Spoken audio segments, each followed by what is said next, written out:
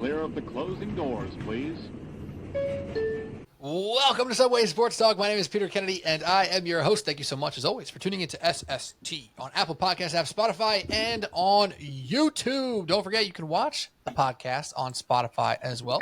So if you want to watch the video of us, talking sports and whatnot, you can do that on Spotify or YouTube. Of course, you can listen anywhere you listen to your podcast. Joining me today, the legendary winners of Subway Sports Talk picks, the only three with winning records are here, and that includes one and only Mark Shenloogian and Cody O'Connor and Mark Tortellini Shenloogian. We'll start with you, my guy. We put your video on Instagram. It got some buzz. I got some texts about Tortellini on the weekend, and I got to tell you, even though your pick was wrong, you had the best call of the week. I don't even care that you were wrong, Mark. What a call on Tommy DeVito. Do you feel vindicated right now, hyping up Tommy D before Sunday? Pete, I'm kind of disappointed. I talked all that he'd go out there, but I didn't think they'd win. I didn't trust Dable, and he almost blew it with being very conservative when they got in the red zone late in the game, 3 straight runs. But, man, touchdown Tommy Tortellini, the triple threat. If I didn't know any better, I'd say FedEx Field looked like DeVito's Inferno on Sunday. God. But yeah, hell of a week. The franchise QB has arrived, gentlemen, and he's here to stay. There you go. This might have been the first time all year you were rooting for the Giants. Is that fair? Second time? First time all year, and to continue with that. You were actually rooting against them too, kind of. Yes and no. I did have the money line, though. It was a late 11th hour switch, but hey, I got to keep it going. I'm not having turkey for Thanksgiving this week. We're having chicken parm, and we're going to keep it rolling. I'm glad to hear it. And the good Italians know they got to have some sauce, even though it's supposed to be gravy on Thanksgiving. But I love to see that. I'm glad that you were not off your rocker for your take on Tommy D throwing. What'd you say? You were saying multiple touchdowns, in which he did 3 touchdowns on Sunday. What a beautiful thing. And yes, you should have probably taken the Giants in that leg of your teaser. However, even with missing that leg, you were still 2-1 on your picks on Sunday, bringing your record to 17-16, over 500 for the year. Cody O'Connor, who's also joining us, was also 2-1, which is just what he does. It's just another day in the office for Cody O. That's 21-12 for Cody on the year. I was also 2-1 after the Chargers couldn't get it done, which we might talk about at some point today. But I am now 19-13-1, and poor Pat Boyle, who is currently live on the airwaves, CBS Sports Radio. Good for him. We're not listening because we're doing our own thing. Pat, you left us out to dry. That's all good. Of course, we root for Pat. Unfortunately, he needed some extra rooting. He was 0-3 on Sunday, bringing his record down to 15-18. Now our total record is 72-59-1. So still well above 500 for the boys. 13 games over to be exact. So great stuff, Cody. How you feeling now, still being the leader of the Subway Sports Talk picks after week 11? Well, I got to say, last week I tooted my own horn after the 3-0, and rightfully so. Those were 3 great picks. But this week, I was very fortunate to be 2-1. I'm going to keep it real with you guys. I was fortunate. The Lions were a -3 leg, down 2 scores late, get both scores a 2-point conversion, and then a fumble, strip sack. Aiden Hutchinson kicks it around until it becomes a safety. And I get the late cover. It's not even a push. Get San Fran. And even the Texans-Cardinals. C.J. Stroud threw multiple late interceptions. 3, I believe, all seemingly in the red zone. At least 2 of them were. And they could have easily covered that 9.5 I had the Cardinals bought up to. So I could have been 0-3, 1-2, 1-1-1. I was very happy to get out of there at 2-1. But, leave it to Mark to start rooting for the Giants. The only week where it's actually acceptable as a Giants fan to root against him. The guy is a walking controversy. He's a walking troll. And, I just can't stand it. It's not the only week, Cody, because this week when the Giants take on the New England Patriots, so that is this week, right? I'm not mistaken. I'm not a week ahead of myself. Yes. No, you got it. Yes. Right. This is also a week where it is very viable to root against the New York Giants for obvious reasons, for them to get a better draft pick. The Patriots in the running for that first pick, second pick, third pick range. Giants right there. Of course, they beat the freaking Commanders. And one of my good friends, best friends in the world, Rob Schmidt, shout out to Schmitty. He made it this far in his survivor pool. And he called me, asked me all week. He called me Sunday morning. I said, dude, the Giants are too dumb to lose this game.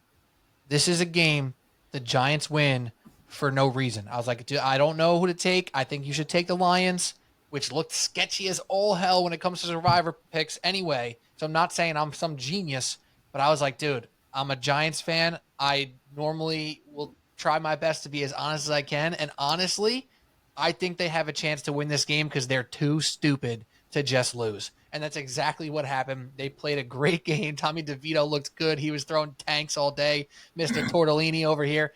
So it was one of those classic moments for the Giants to just do good, bad. To do good, poorly. The wrong time. Wrong place, wrong time. But nonetheless, it was a fun game to watch. I told people the same thing, and Mark obviously moneylined it. Like, we all saw it coming as Giants fans, just like, this is the one. They always play Washington. It was too many points from the get-go. I told people the same thing. I said, if you're taking Washington Survivor, I think you're going to be in a little bit of trouble. And, of course they win that game, and now they have to lose to the Patriots, which is just, it's just the worst feeling as a fan to be doing this, although Mark's having a grand old time. Hey, they crushed the total on Sunday. 50 points. They did. 31 for the New York Giants. It's insane. You don't get used to seeing threes at the beginning of a Giants score unless it's literally just three. Hey. Unless they actually scored 3 points. That's what you see, three, not in the first number. And also, gentlemen, one last thing before we get started. 3 touchdowns to 0 interceptions on Sunday. And you know what? I got to say this about Tommy DeVito. And I'm not going to sit out here and pretend like I've been so pro Tommy DeVito. I'm no Mark Shenloogian. I'm not someone who's been on my high horse talking about Tommy D as a possible viable quarterback in the NFL. However, I have thought it odd since he got thrown into that one game where they didn't let him throw the ball more than a yard back behind the line of scrimmage, that people were really jumping down his throat for probably no reason, right? This is an offense that struggled the entire year, hasn't been able to move the ball consistently.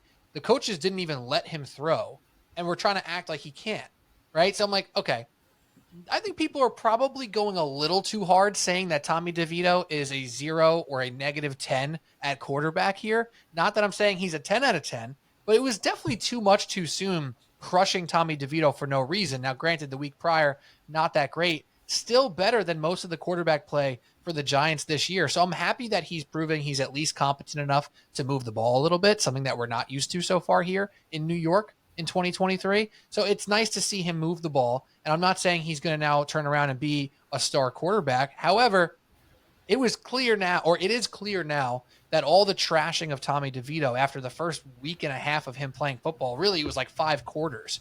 It was just ridiculous. It doesn't really make any sense because we didn't actually see him play the quarterback position until this past week. And he looked fine and now has the most touchdowns in New York for a quarterback. Look at that.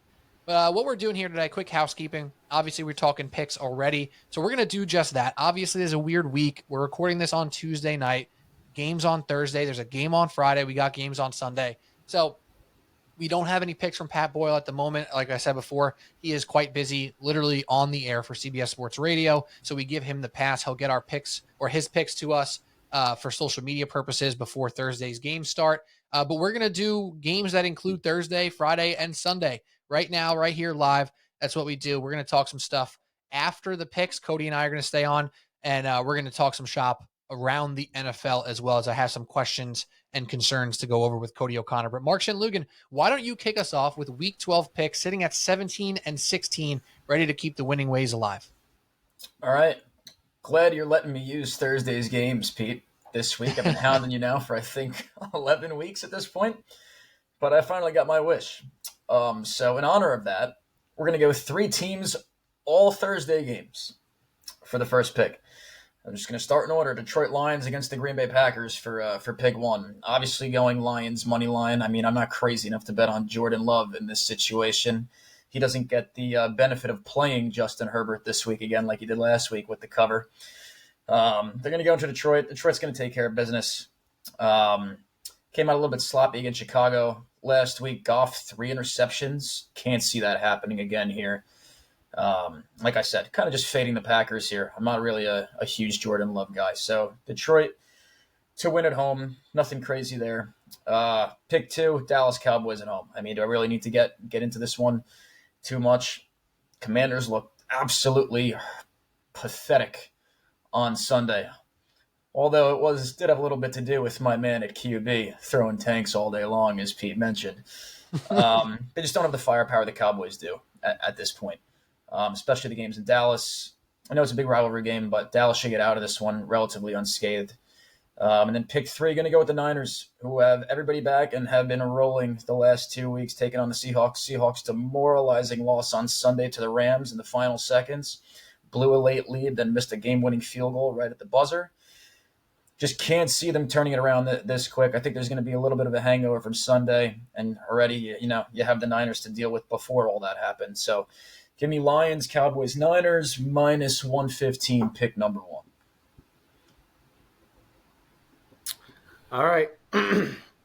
I, too, am going to start, and let me be the first to wish you a happy Thanksgiving.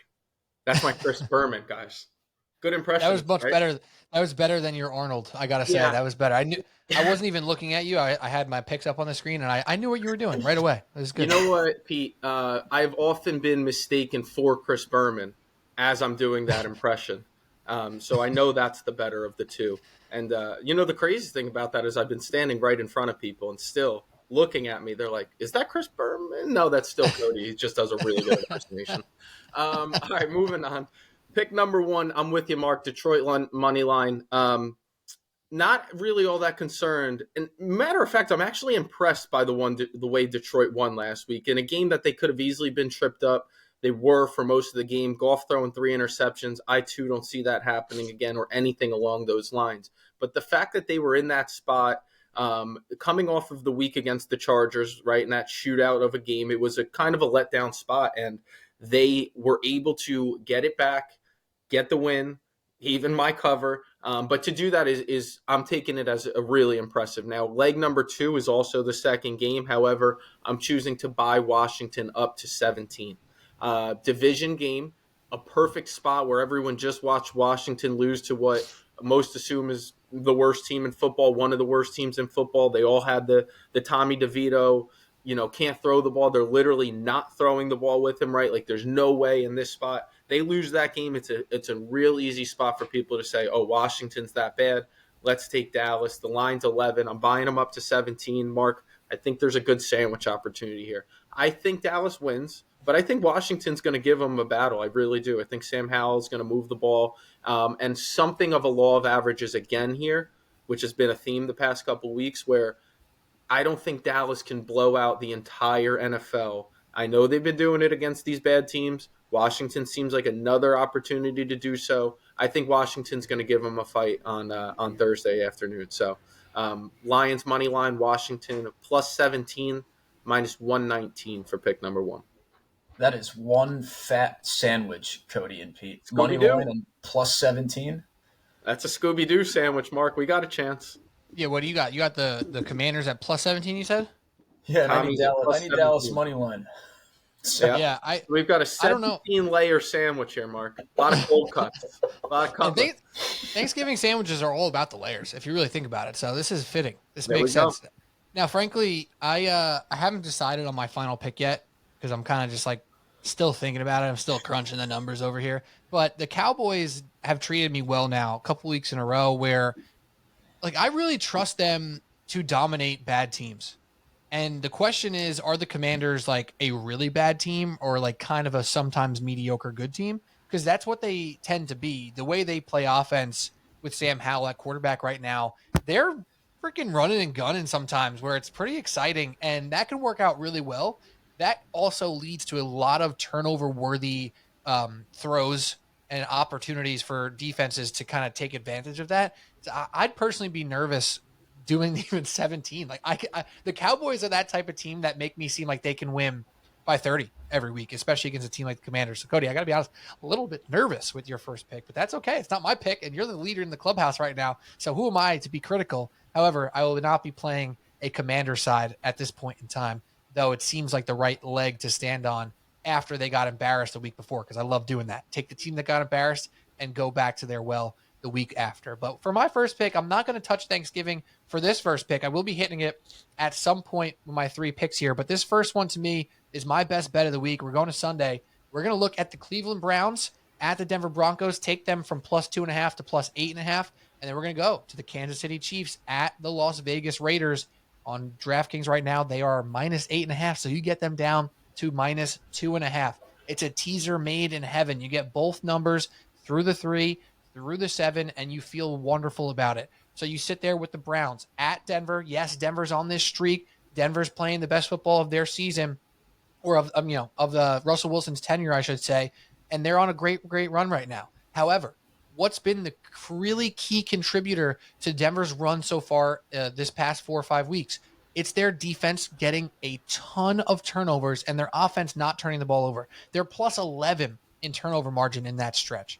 That's absurd. Okay, so a defense getting turnovers like that, sometimes it's going to happen consistently throughout the season, but a lot of times you are not expecting it to happen every single week, week in, week out, over the course of a long stretch of time.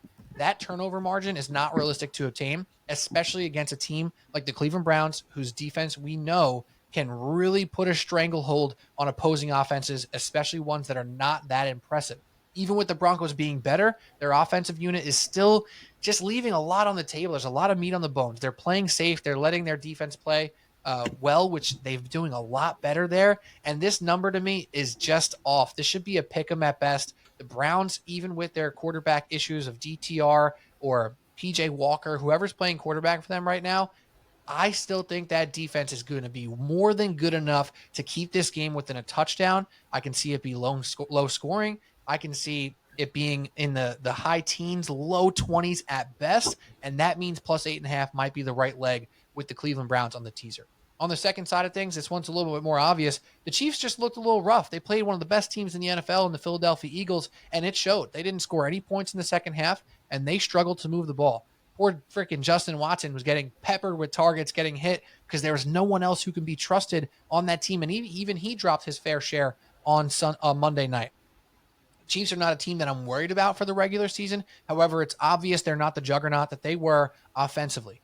They have been one of the juggernauts in this league defensively. So as much as the Eagles put the stomp on the Kansas City Chiefs offense, the Chiefs did the same to the Eagles offense as well from their defense. The Chiefs defense is really good, and I think that's going to give Aiden O'Connell fits. I think it's going to give the Raiders fits. They're playing inspired football. They were frisky against the Dolphins this past week, but the game wasn't really ever too dangerously in the air there, right? It still felt like the Dolphins were going to win, even though they did not cover. So getting that Chiefs number from 8.5 through the 7, through the 3 at -2.5, that's Chiefs sweet spot, baby. They may not cover big spreads often, but they do win a lot, and they're going to win against the Raiders. So I like the Browns +8.5, Chiefs -2.5 for my first pick at -120. Wow, a -120 out of Mr. Pete Kennedy. I never thought every teaser I do, Mark, is -120. Oh, well, you know what? It is what it is then. Never mind. So I'll take it back. when you do, as I'm not like you scouring the DraftKings Sportsbook and FanDuel Hours of my Sportsbook. time. Yes, I'm not doing that. When you go to the Sportsbook and you find a teaser that's standard 6-point teaser, it's automatically -120 almost every time. All right, so I take it back. Let's throw it the opposite way. I'm shocked that you took something at -120 again. I can't believe it. I can't believe it. And you know, if you had a third team like me, you can kind of get them down to like -110, -115. It just might take a couple of years off your life. So anyway, speaking of 3-team parlays / teasers at -110, let's go Miami Dolphins money line against Pat Boyle's long-lost stepbrother, Tim, this Friday on Black Friday. That's going to be a shit show and a half. The Jets don't have any prayer in this one. Tim Boyle's even worse than Zach Wilson. Again, I thought Zach Wilson's been in a very unfortunate situation with this season, but hey, they want to help me out with my picks and start Tim Boyle. Go ahead. That game's over before it even started. Second leg, Kansas City Chiefs to bounce back this week. I honestly thought they should have won last night. I didn't think they'd lose in the way that they lost. To me, they beat themselves. Mahomes throws a pick in the end zone. Kelsey fumbles inside the 15-yard line. Kelsey's been relatively quiet, too, the last 2 weeks. And that defense travels. That's another reason for me. So give me the Chiefs to bounce back as well here with the W. And then last leg, I'm going to bump the Buffalo Bills up to plus 10.5 here against the Eagles. I think the Eagles are in a really vulnerable position this week. Just beat the Chiefs on Monday Night Football. Short turnaround for them. Bills may or may not be getting their mojo back. They've lost a lot of tight games by one possession. So I'm very comfortable bumping them up to plus 10.5 here. Can't see them losing by that much. I honestly think they go on the road and win this one. But again, I feel super comfortable at plus 10.5. So we're going to go Finn's money line, Chiefs money line, Bills plus 10.5, pick 2 minus 110.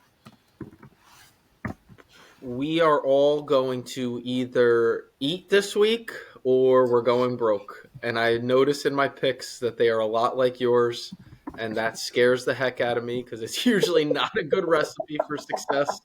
But you know what? What following Mark or having the same picks as each other? All three of us. So following me, yeah. a lunatic. So here we go. Well, you know what? Pat Boyle's not here, and I'm sure he's not going to listen tomorrow, so I don't mind what I say. He was 0-3 this week. Him. So that's right. As long as he's not part of it, maybe we're okay. I love you, Pat. All right, pick number 2. I'm starting with the Browns plus 7.5, and this is a lot of the Browns' defensive unit being able to keep this game close. It is a lot. Pete, you nailed it. The turnover margin for the Broncos being 11 right now, plus 11, is something that you just don't think is sustainable. And with those turnovers, now they've been in prime time and in standalone games recently, so we've been able to get a good look at Denver. And they get those turnovers, and sometimes they turn them into points, maybe a field goal, but they're not necessarily putting the pressure right on you. So even if they get the turnovers, I trust that Cleveland's defense is going to hold them right where they are. Don't be fooled by this 4-game winning streak and the Mark, cover your ears, touchdown to interception ratio that Russell Wilson has. He and they have been playing better football. He has been playing better football. I was the first to say that. But what he's doing is protecting the ball. Great. He's just throwing the ball underneath all day. It's a lot of dink and dunk, maybe throws in a moon ball and a jump ball if he needs to. That's about it. They're running the ball a ton. There is not a lot of trust in Russell Wilson. And that, to me, is a recipe for at least a close game. I think Cleveland goes out and wins this football game. I think they're the better team. I think that, like I said, this turnover luck, if you will, is going to have to change at some point for Denver. So 4 in a row, I don't think turns to 5 in a row, but I'll buy the Browns up to 7.5. The next leg, I'm also buying another team to 7.5, who Mark just bought up to 10.5, and that's the Buffalo Bills. Was it a get-right game against the Jets? I don't know. But sometimes you just need to see one go through, right? Sometimes you just need a win. You need to get that morale and the mojo back in the locker room and have the guys believing. And Josh Allen said, fellas, I'm effing back. And you know what? Maybe, just maybe he is. Because we all know they're talented enough to be a Super Bowl contender. But with all their bad turnover luck and all the struggles they've had and not doing the small things and just losing games in every which way, maybe they are going to go to Philadelphia, who did not look very impressive, who did find another way to win, which there is something to that, but they're not blowing teams out. I think Buffalo can go on the road and get a win this week. I think Philly's going to have to play a much cleaner style of football, a much more efficient offensive game especially, to be able to beat Buffalo. But I'm buying both of them up to a touchdown. So Browns plus 7.5. Buffalo, I think, gets it done plus 7.5. That's minus 112. That's pick number 2. So you were alluding to the Browns when you talked about us being on that side there, Well, Cody. the Browns for us, and then Mark had the Bills, and the Bills. I've still got a pick number 3 that's in the wing. So we'll see. Right. I don't know what word I just said, but it's coming anyway. In the weeds, but wings at the same time. In the doubled wings. up. Yeah. Thanks. That was nice of you to kind of help me out there. Words. In the wings. All right, so my second pick, I kind of said it before that I wouldn't be comfortable taking the Commanders. You got to make yourself uncomfortable sometimes. That means I'm still taking the Cowboys minus 11 on Thanksgiving, baby. Here's why. Cowboys minus 11 at home, Thanksgiving. It is what it is. This is the margin of victory for the Dallas Cowboys in their 7 wins, okay? They won by, lost my spot. They won by 23 against the Panthers this week. They won by 22 against the Giants the week prior. Then you go back to their win against the Rams against another 23-point victory. Then they beat the Chargers by 3, which the Chargers love losing by 3. It's like their MO right now. That's okay. They won that by 3. Then you go back a couple more weeks. They beat the freaking Patriots by 35. They beat the Jets by 20 and the Giants by 40. When the Cowboys win, which they most often do, they put their foot on the throat of the competition and they wipe them out. The Commanders are a team that have been frisky this year. We know that the Commanders have played some tough games. We know that they've won some games.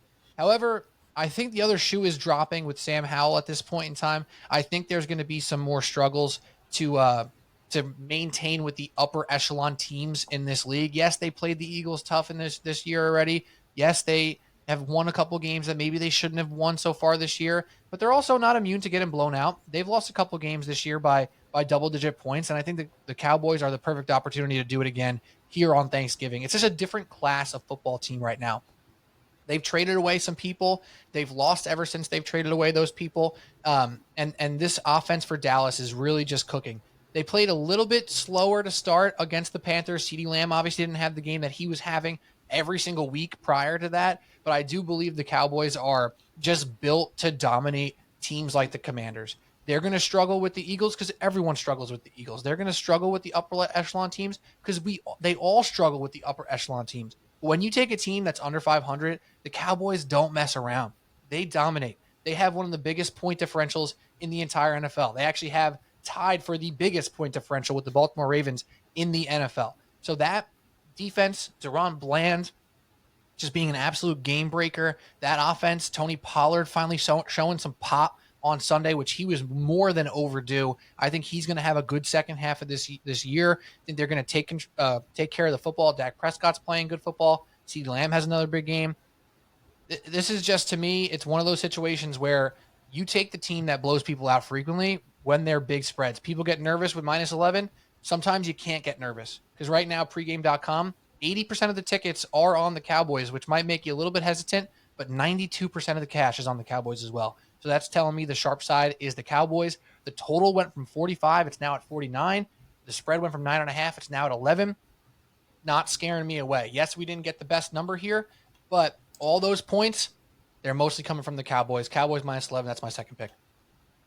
We went from a Scooby-Doo sandwich with me and Mark to looking under the egg for the slice of pork roll with me and you, Pete. We still have a sandwich there, but I don't know where the meat is. There's It's not a club. a lot of... It's a club sandwich, Cody. It's a club sandwich, and I'm the chicken in the middle. You're the bacon on top. Mark's the lettuce. Yeah, I don't think I'm eating there because I hate lettuce, and that sandwich isn't big enough for me. I'm the bacon, though. Oh, yeah. Anyway, gentlemen, pick 3, my final pick of the week.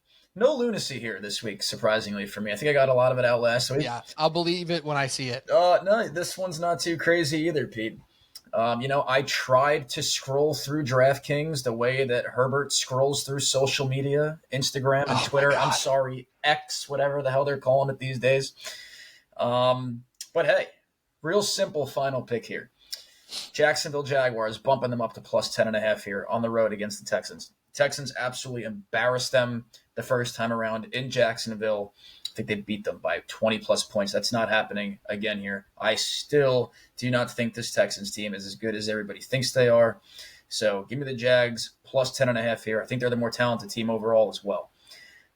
Leg 2, we're going to bump up the LA Rams to plus 7.5 here. That win last week against the Seahawks, a little bit of a season saver. They would have dropped to 3-7 at 4-6. They can make a little bit of a run here for the wild card.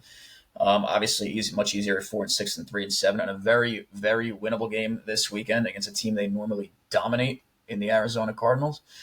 Kyler also, it's a second game back. Look, that roster's still not one of the most talented in the NFL, if at all. So I'm more than comfortable bumping the Rams up to plus 7.5 here in this game. And now, lastly, but not least, I'm going to bump up the world-beating New York Football Giants to plus 10.5 against the New England Patriots. Hey, man, it's Tommy DeVito's season. I don't know what else to say at this point. He's going to go out and have himself another fucking day. I don't know if I'm allowed to say that on the podcast. I really don't care. Fuck it. But he's but he's going to. Tortellini's is going to strike again this week. And again, Am I backing them with the confidence of saying that by bumping them up to plus 10.5? No, I should just honestly take them at the plus. I think they're plus 2.5 or plus 3.5, whatever it is. But the New England Patriots are an absolute mess. And I don't know if it's going to be Mac Jones. I don't know if it's going to be Bailey Zappi. I don't know if it's going to be the ghost of Brian Hoyer in spirit, even though I don't even think he's on the team. They were talking about possibly getting him before the deadline. Doesn't matter. I don't know who's playing quarterback for them. It's not going to matter.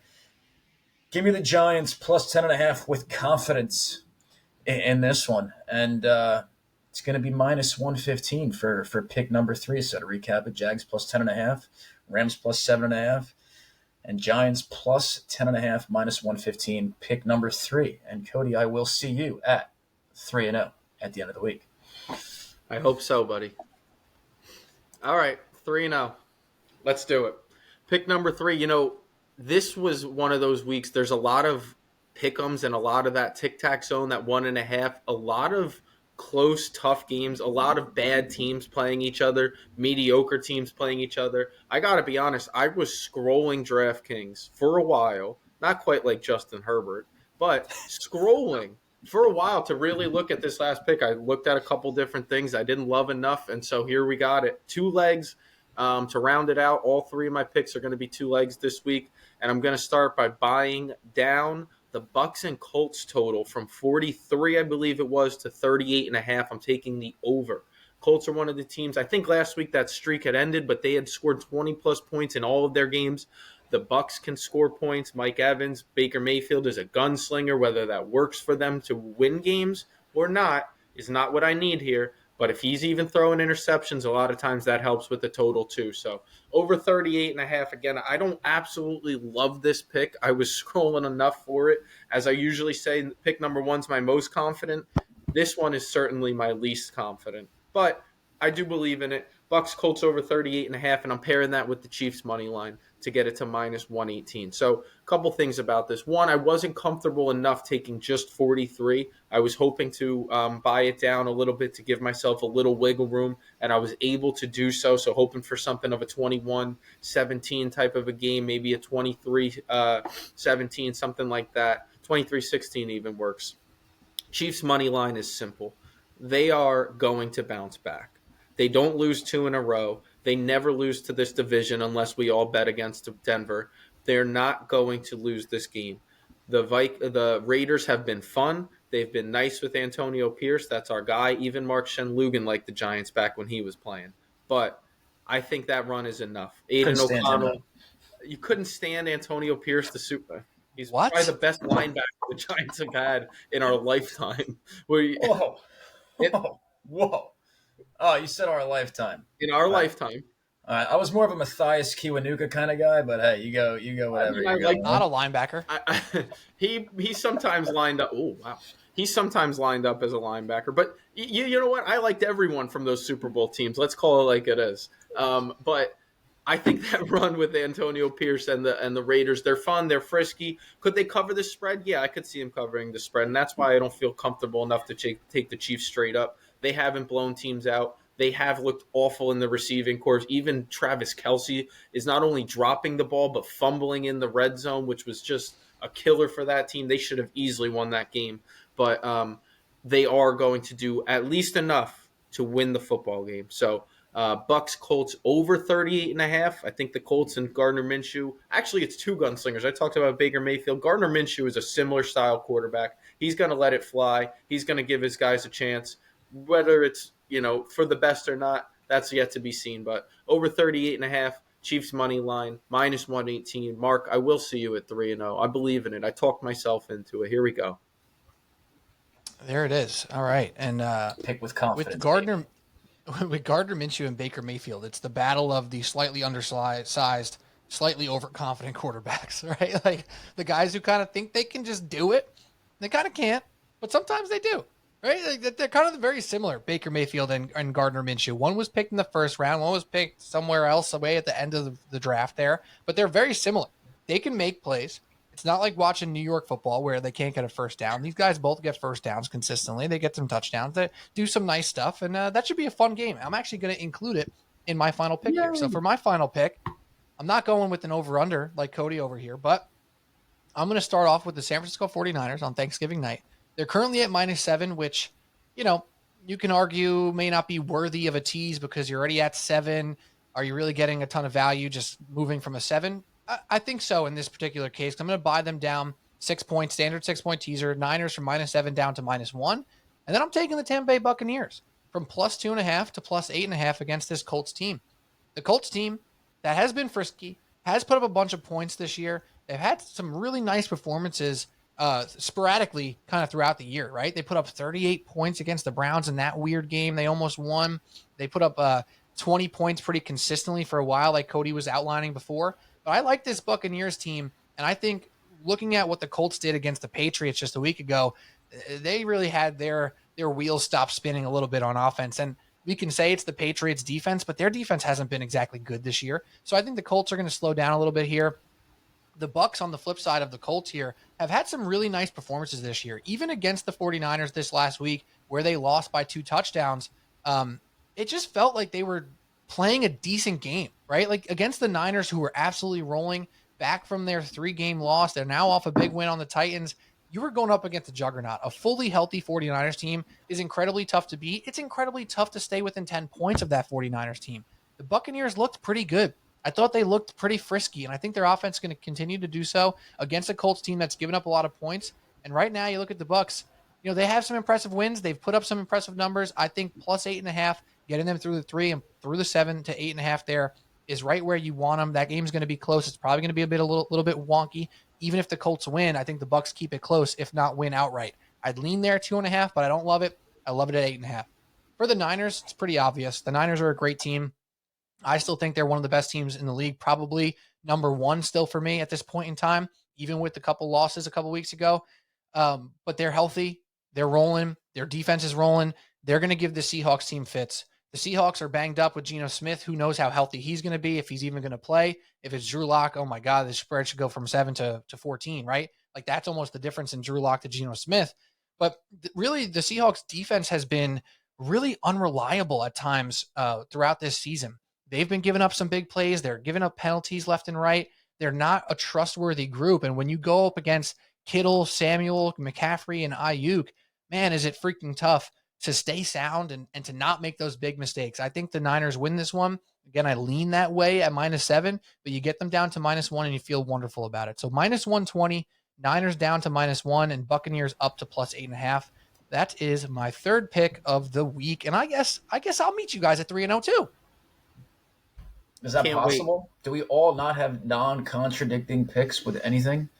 Small sandwich with the Dallas one for me. I mean, I threw out like 9 teams again, like usually. That's why I'm nervous, because somehow we're on the same side of all of them. I think, Mark, me and you both have Cowboys and Niners.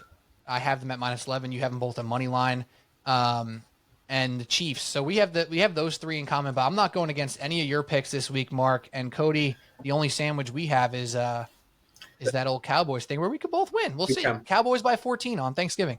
I should just parlay everything together and just go 9 gamer. I was 8 for 9 last week. Got screwed over by my boy DeVito. I should know better for this week at this point. So I did lean on taking the Giants straight, but unfortunately, I might do it again, Pete.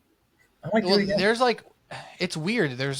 First of all, the spread being -3 for the Patriots is just absurd to me. 3.5. It opened at 3.5. I saw it this morning. And it's like, in what world should the Patriots be favored by 3 against anybody? Like, this should have been a pick'em just because both teams are so pathetic and should be trying to lose. Yeah, it's currently -3 on DraftKings. Like, they both suck. So how is one team, especially the away team, -3 when the Giants just played the best game of their season last week? It doesn't make any sense to me. Like, what do we know about the Patriots this year? They can't move the ball. They can't score. And their defense has been mediocre at best, right? So, like, what gives the Vegas the right to make the Patriots -3? I don't get it. So that's what scared me off. It was a sketchy line, in my opinion. They're in for a rough Italian Thanksgiving, Pete. Hey, put some sausage in the stuffing. You know what I'm saying? They're going to get pinched. It's coming. The 2-game win streak and the resurgence. They would win. The New York Football Giants is coming. Yeah, so, I heard Bill Simmons, I'm sure, Cody, you heard it too. He called this the biggest game in the Patriots' history since the last Super Bowl they were in. basically, or since the last playoff game they were in. This is the biggest game for the Patriots, and they should lose. Like, both teams are probably at this point, the way the Patriots have gone since Brady left, both the Giants and Patriots are too dumb to lose this game. So that's why it should be a pick 'em. Yeah, they're like a prideful organizations, and it's just going to end up with like the 7th draft pick, which is no man's land. But yeah, well, they'll probably tie. Well, Yeah. they're going to tie the game and ruin both of their picks, and then the Bears will get number 1 and number 2. I'm going to get my wish. Marvin Harrison to the Giants. It's going to happen.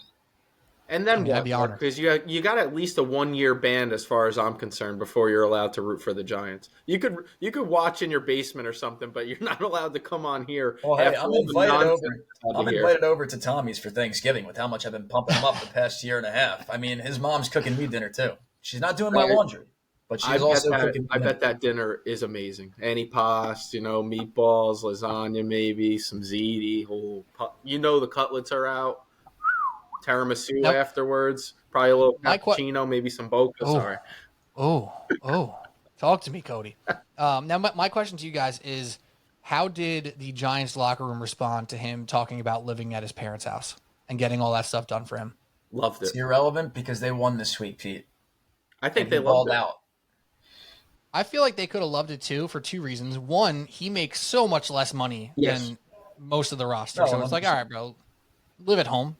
Who cares? And then most of those guys probably pay a chef, like the guys who make a lot of money, right? So now you're just keeping it in the family, So nothing wrong with that. The laundry thing, how many guys in the NFL doing their own laundry? Few. So maybe it's normal. Maybe it's just. I bet Daniel Jones does his own laundry. Yeah, he looks like that type of square. He lives in our neighborhood. No, Mark, is that accurate? That's the only I know thing it's he been can take spoken care about. of, Pete, because he can't take care of the football.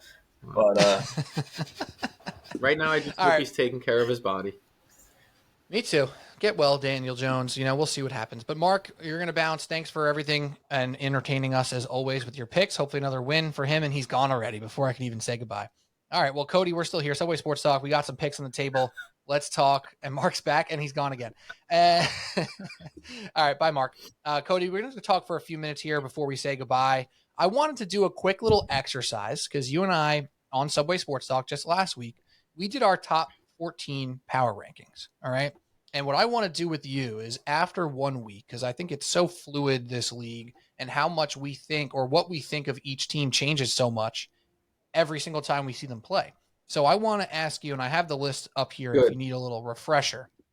I wanted to ask you if there is any clear-cut riser or faller for you from just 1 week ago. So we did this after week 10, before week 11. Now we're sitting between week 11 and week 12. And I'll read off your list so you can get refreshed here. And I want you to think about risers or fallers.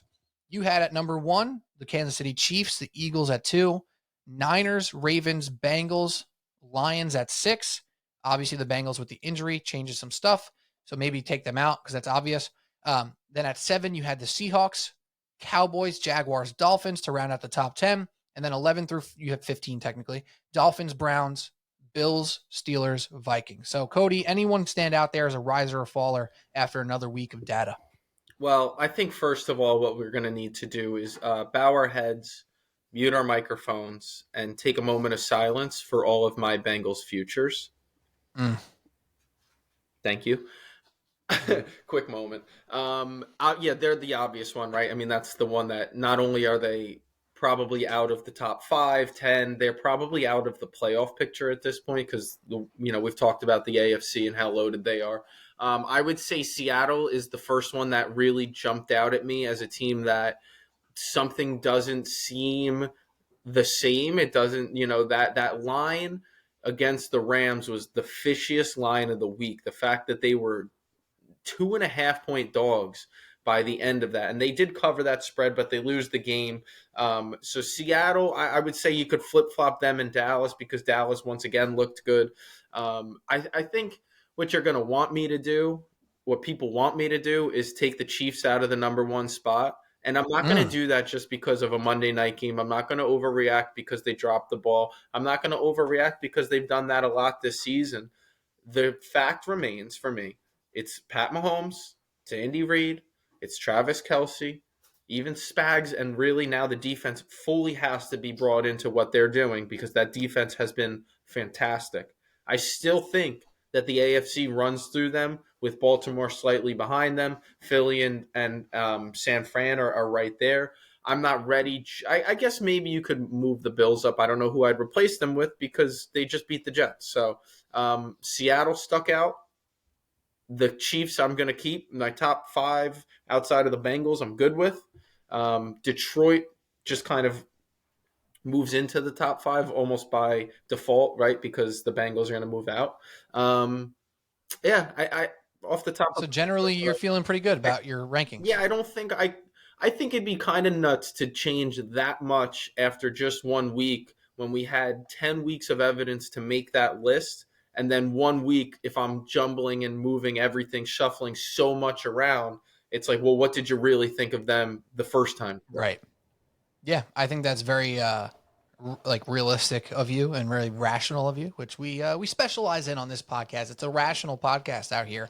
And to go through my power rankings quickly, I feel kind of similar to you where I don't want to really move much. I feel pretty good. I feel like I did a good job on these rankings. So I'll run through mine real quick. I got the Niners at 1, Eagles 2, Chiefs, Ravens 3-4, Cowboys, Lions 5-6. So that's one of our big differences. I had the Cowboys a little higher than you.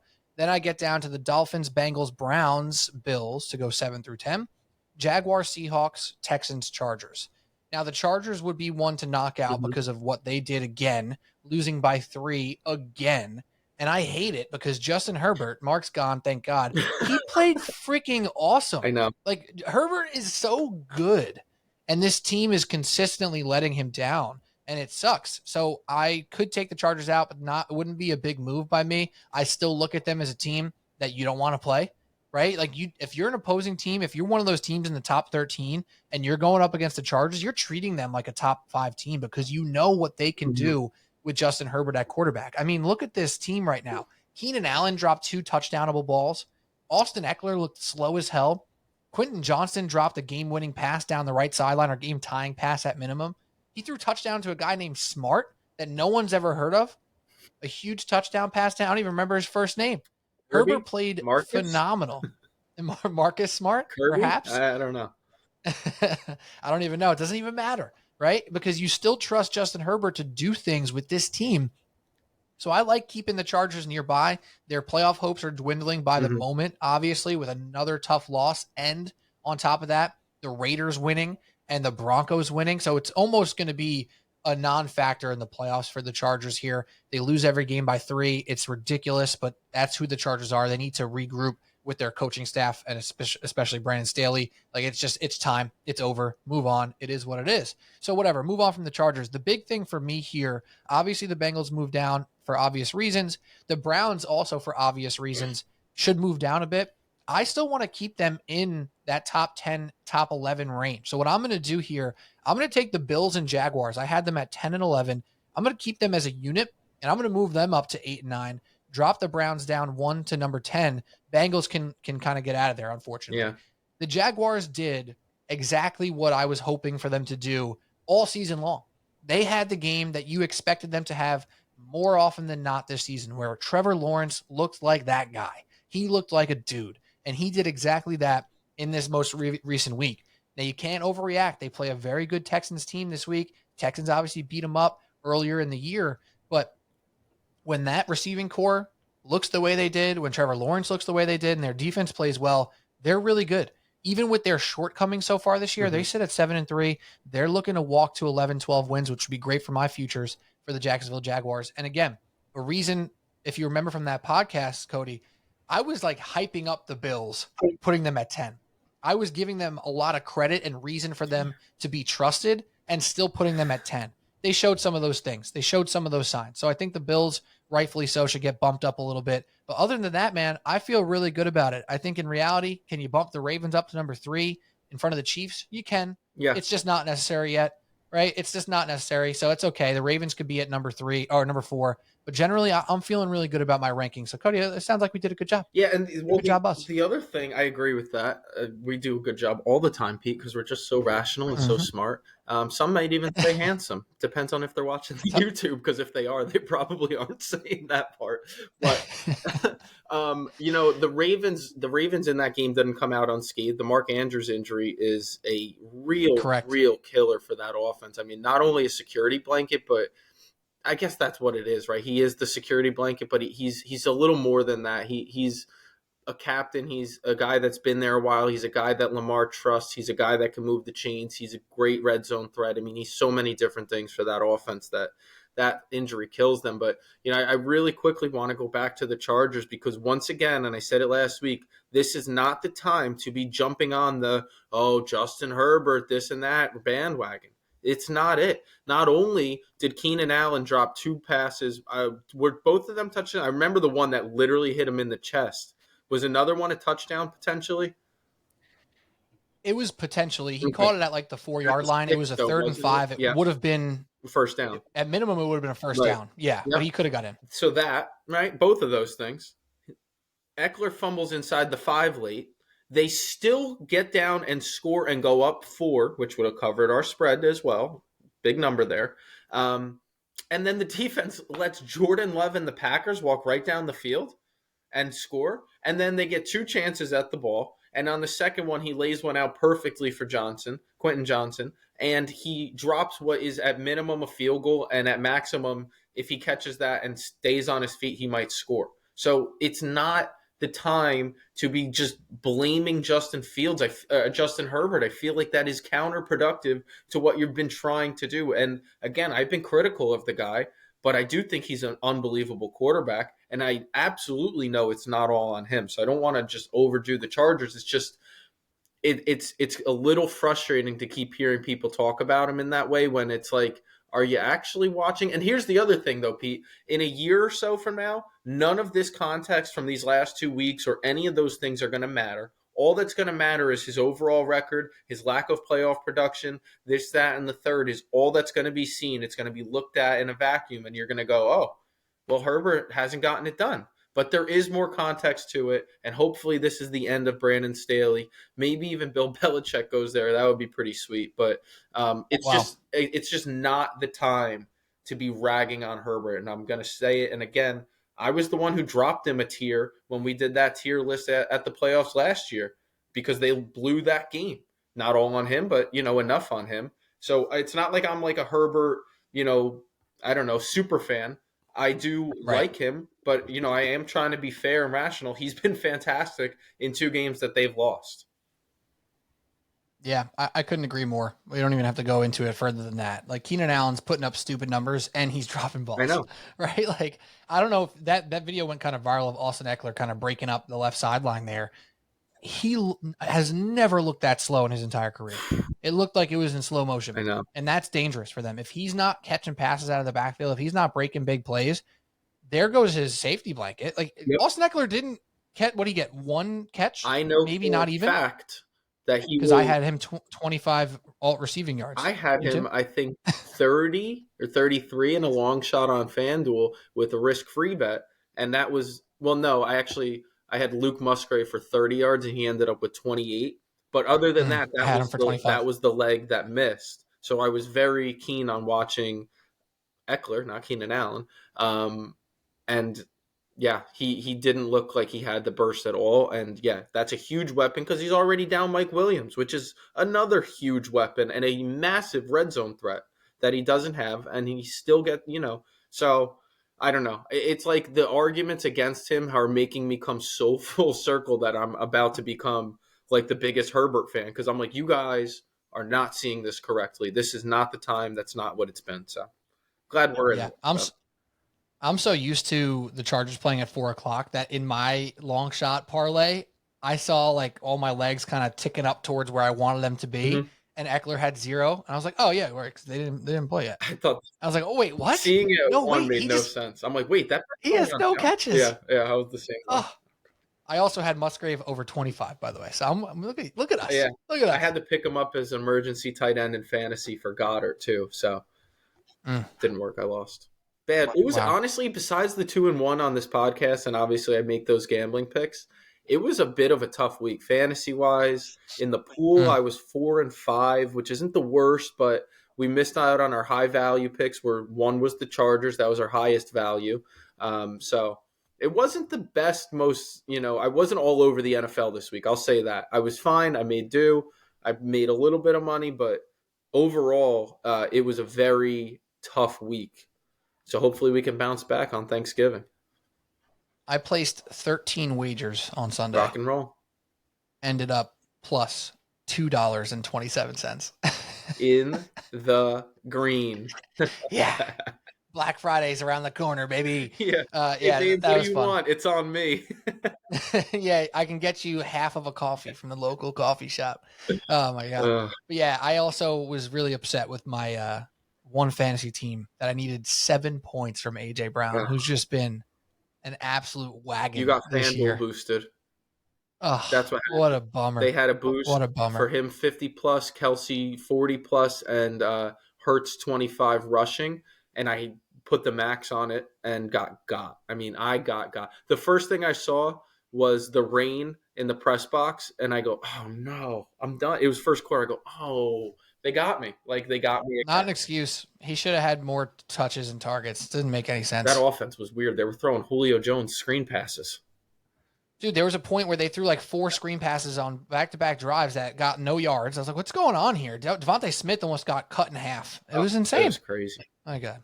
All right, well, Cody O, I think that's all we got for today. I want to say to you and to all the Subway Sports Talk listeners, happy Thanksgiving. Enjoy yourself a day of football and good food and beer. Maybe mix in a Guinness, maybe some red wine with dinner.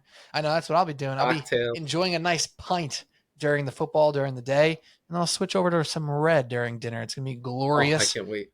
You know what? You know what? One of my favorite parts of this is that it's 3 standalone games, and I think that means something similar for the both of us. For me, I know for sure it means I'm taking at least 3 first touchdown scorers. And I just can't wait to do that. The parlay of, I'll do it all day parlay. I'll definitely have some straight action. I know I'm same game in the Lions, right? The Lions game's going to be fun and exciting. You hope you hit early so you have money for the rest of the day. If you don't, you have another cocktail, you redeposit, and you hope the next first touchdown hits. I can't wait. It's going to be so good. I'll be sitting there with my future brother-in-law, and he'll look at me and go, let's cook. And then we put in a ridiculous same game parlay that's never going to hit. But if it does, you watch out. You watch out. It's going to be so good. I will be at the Fan, though, on Friday. If you're traveling on Friday, if you're home, listen to some FAN between the hours of 2 o'clock and 9 o'clock, your boy will be producing.